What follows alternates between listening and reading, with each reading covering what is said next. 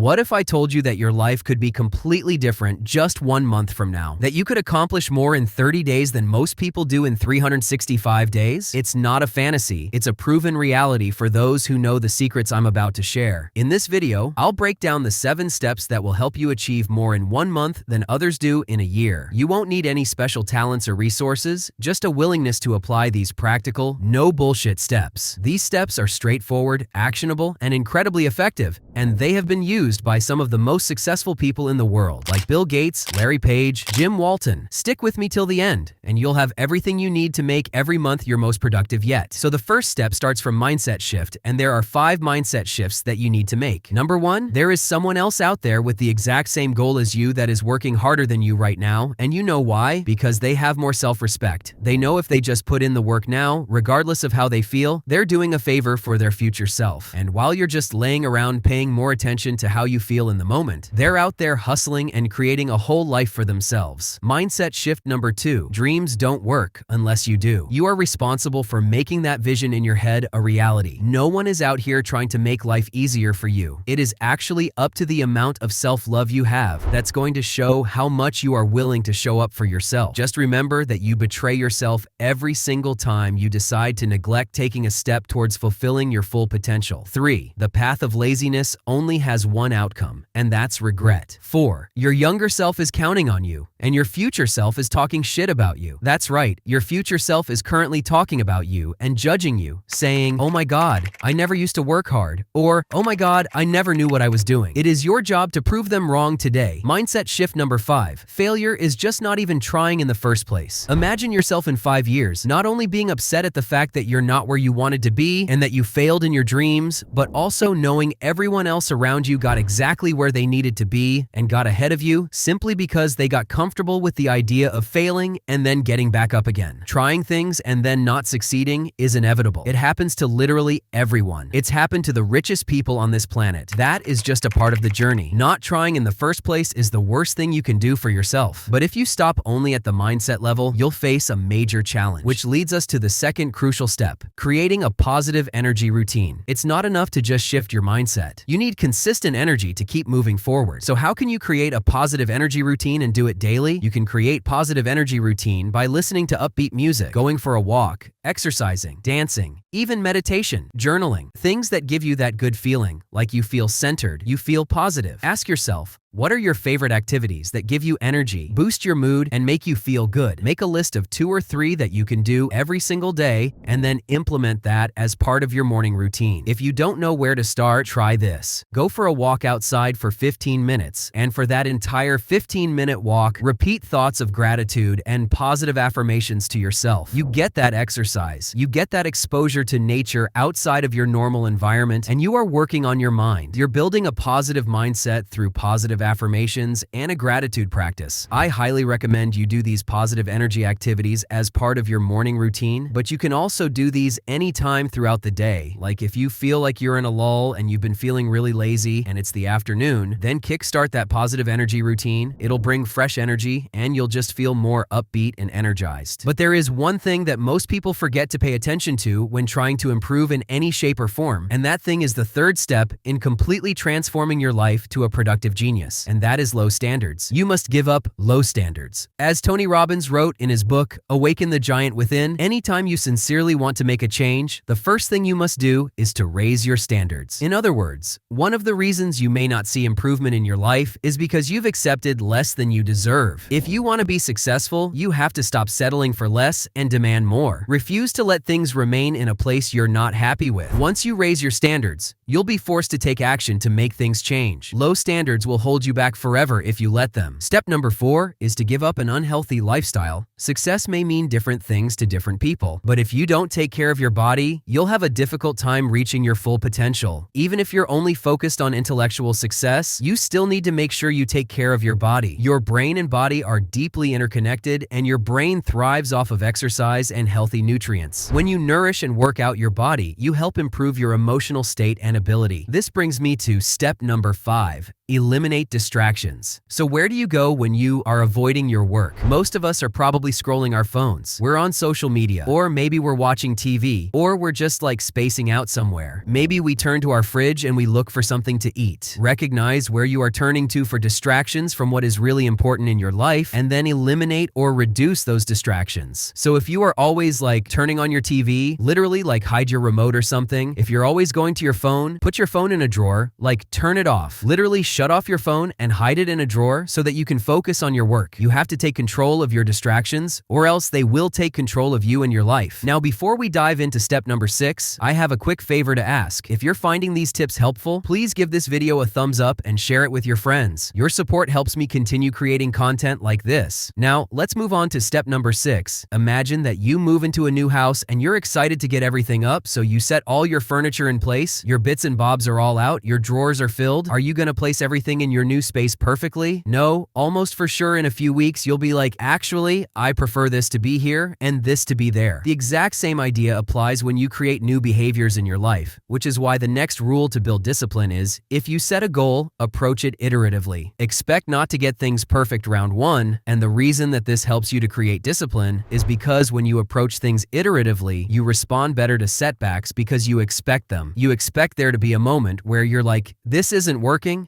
I need to do something to change it, because you have an iterative mindset. One way to think of it is that whenever you set a goal in your life, all you're really doing is solving a problem. For example, if you set a goal to read more, the problem that you might actually be solving for is that you don't feel inspired. If you set a goal to start a business, the problem you might really be solving for is that you don't feel a lot of freedom in your life. Nearly every specific goal has an underlying, more vague problem that you're solving, and there are many different ways to solve that underlying vague goal, which is why an iterative approach can work so well. You'll often see engineering teams use an iterative approach when they're creating new features. They'll come up with a few iterations that they think are promising, test them to see what users like best, and then build on the one that is the most successful. Think about doing the same with your goals. Think of a few ways to solve that underlying problem, try and dabble, and see what feels best, and then stick with the one that feels the most promising. But now that you understand how you should approach your goals, you need to give up saying yes to everything.